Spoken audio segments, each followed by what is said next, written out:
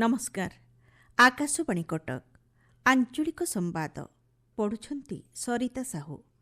मुख्य संवाद देशर चाषी कृषि उत्पादन सहित गुणवत्ता मूल्य श्रृंखला एवं नूतन बजार उपर दृष्टि देउछंती कहले प्रधानमंत्री।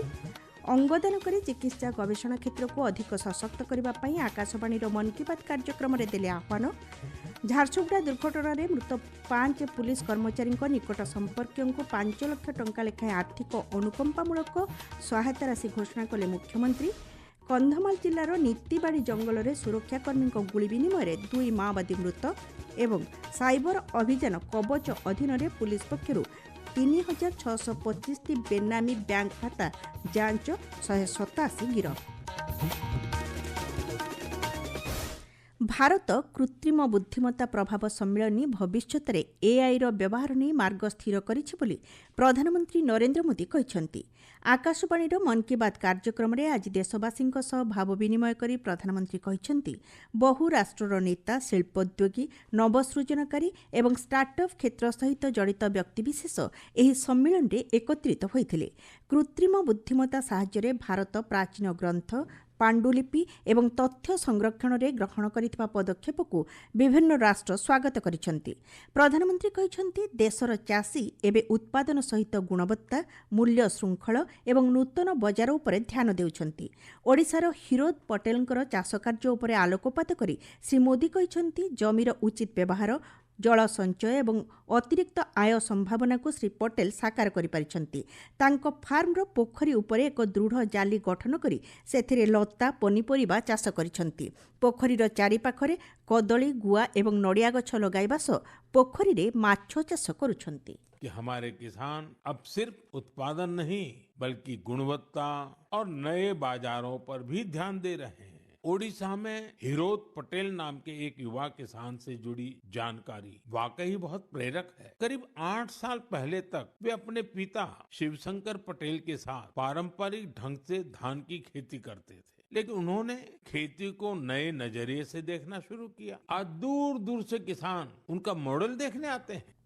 डिजिटल ठकेई उपरे आलोकपात करी श्री मोदी कहछंती एथिपाई सचेतनतार आवश्यकता रहिछि। केवाईसी किंबा पुनः केवाईसी केवल बैंक शाखा सरकारी आप एवं निर्धारित माध्यम व्यवहार ओटीपी आधार नंबर किंबा बैंक अकाउंट सूचना अन्य काहाको प्रदान न करने परामर्श देइछंती। एहाको दृष्टि रखी भारतीय रिजर्व बैंक संप्रति एक आर्थिक साक्षरता सप्ताह पालन करिछि बोली श्री मोदी कहछंती। एभली अभियान वर्षव्यापी जारी रहिबो बोली प्रधानमंत्री तांको संबोधन रे कहछंती। अंगदान संपर्क में आलोकपात करी आवश्यक करुवा लोकों को साहाय्य करने सहित चिकित्सा गवेषणा क्षेत्र को अधिक सशक्त करने को श्री मोदी देशवासी को परामर्श देइछंती। इन दिनों भारत में ऑर्गन डोनेशन को लेकर जागरूकता लगातार बढ़ रही है। इससे उन लोगों की मदद हो रही है जिन्हें इसकी जरूरत है। इसके साथ ही देश में मेडिकल रिसर्च को भी बल मिल रहा है। इस दिशा में कई संस्थाएं और लोग असाधारण कार्य कर रहे हैं। जैसे दिल्ली की लक्ष्मी देवी जी हैं, उन्होंने बीते वर्ष केदारनाथ की यात्रा की। इसके लिए उन्हें 14 किलोमीटर की ट्रैकिंग करनी पड़ी। उन्होंने यह यात्रा हार्ट ट्रांसप्लांट के बाद की। छात्र छात्री को चापग्रस्त न होई आंतरिकता और मानसिक दृढ़तार सह परीक्षा देबाकू प्रधानमंत्री परामर्श देइछंती। परिश्रमर मूल्य केवल मार्कसीट रे निर्धारित हुए नहीं बरं आत्मविश्वास ही छात्र छात्री को सफलतार नूतन शिखर में पहुंचाइब बोली श्री मोदी कहछंती। रमजान एवं होली पर्व अवसर में प्रधानमंत्री समस्त को भोकाल फॉर लोकाल दृष्टिकोण को आपणैबाकू आह्वान देइछंती। झारसुगुड़ा सदर थाना निकट में आज प्रत्युषरू घटिथिबा दुर्घटना रे प्राण हराइथिबा 5 जन पुलिस कर्मचारी को स्थानीय पुलिस रिजर्व पड़ियाठारे जिला प्रशासन एवं पुलिस पक्षरु श्रद्धांजलि ज्ञापन करा जायछि। परे सेमानक मर शरीर को निजर पैतृक ग्राम को पठा जायछि। दुर्घटना रे मृत पुलिस कर्मचारी को राज्यपाल मुख्यमंत्री केन्द्रमंत्री धर्मेन्द्र प्रधान एवं अन्य माने श्रद्धांजलि ज्ञापन करने सहित आहत मानकर आशु आरोग्य कामना करिसेंती। मुख्यमंत्री रिलीफ पांठिरु प्रत्येक मृत पुलिस कर्मचारी निकट संपर्कियों को 5 लाख टंका लेखाएं अनुकंपामूलक सहायता राशि घोषणा करा जायछि। सहरर सदर थाना निकट में आज पुलिस गाड़ी को विपरीत दिगरु आसुथिबा एक द्रुतगामी ट्रलर धक्का देबारु घटनास्थल में 5 जन ଜଣଙ୍କ ମୃତ୍ୟୁ ହୋଇଥିଲା। ଅନ୍ୟ 3 ଜଣ ଗୁରୁତରଙ୍କୁ ବରଗଡ଼ର ଏକ ଘରୋଇ ଚିକିତ୍ସାଳୟରେ ଭର୍ତ୍ତି କରାଯାଇଛି। ରାଜ୍ୟ ବିଜେପି କାର୍ଯ୍ୟାଳୟଠାରେ ଦଳୀୟ ରାଜ୍ୟ ସଭାପତି ମନମୋହନ ସାମଲଙ୍କ ଅଧ୍ୟକ୍ଷତାରେ କୋର୍ କମିଟି ବୈଠକ ଜାରି ରହିଛି। ମୁଖ୍ୟମନ୍ତ୍ରୀ ମୋହନ ଚରଣ ମାଝୀ, କେନ୍ଦ୍ରମନ୍ତ୍ରୀ, ସଂଗଠନର ସାଧାରଣ ସମ୍ପାଦକ, ବରିଷ୍ଠ ମନ୍ତ୍ରୀଙ୍କ ସମେତ ରାଜ୍ୟ ପ୍ରଭାରୀ ବିଜୟପାଲ ସିଂ ତୋମାର ଏବଂ କୋର୍ କମିଟି ସଦସ୍ୟମାନେ ଉପସ୍ଥିତ ଅଛନ୍ତି। ଆସନ୍ତା ରାଜ୍ୟସଭା ନିର୍ବାଚନ ସାଂଗଠନିକ ପ୍ରସଙ୍ଗ ଉପରେ ଆଲୋଚନା ହୋଇଥିବା ଜଣାପଡ଼ିଛି। ଆପଣମାନେ ଆଞ୍ଚଳିକ ସମ୍ବାଦ ଶୁଣୁଛନ୍ତି ଆକାଶବାଣୀ କଟକ କେନ୍ଦ୍ରରୁ। କନ୍ଧମାଳ ଜିଲ୍ଲା ରାଇକିଆ ବ୍ଲକ କରଡ଼ା ଗ୍ରାମ ପଞ୍ଚାୟତ ନିକଟ ନୀତିବାଡ଼ି ଜଙ୍ଗଲରେ ସୁରକ୍ଷାକର୍ମୀ ଏବଂ ମାଓବାଦୀଙ୍କ ମଧ୍ୟରେ ଗୁଳି ବିନିମୟରେ 2 ଜଣ ମାଓବାଦୀ ନିହତ ଏବଂ ଅନ୍ୟ କେତେ ଜଣ ଆହତ ହୋଇଥିବା ଜଣାପଡ଼ିଛି।